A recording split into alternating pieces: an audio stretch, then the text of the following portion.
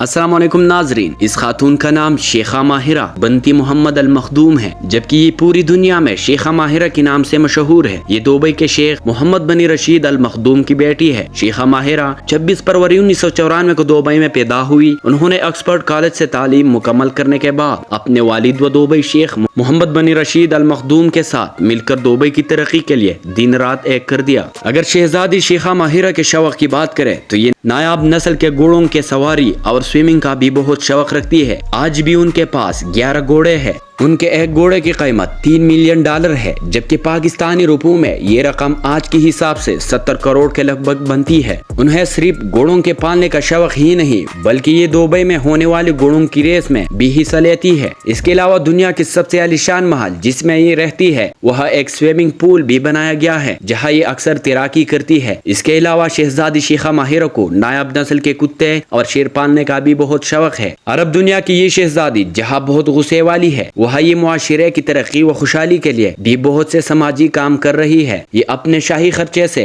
Dubai में कई school चलवा रही है। दूसरी तरफ शेखा माहिरा को लग्जरी गाड़ियों का भी बहुत शौक है। उनके घर खलीफा हाउस में खड़ी ये गाड़ियाँ जैसे कि लैम्बोर्गिनी, फरारी वगैरह है। नाजरीन, अगर आपको ये वीडियो पसंद आई है तो इस तरह मजीद वीडियो के लिए हमारे चैनल को जरूर सब्सक्राइब कीजिए। बहुत बहुत शुक्रिया।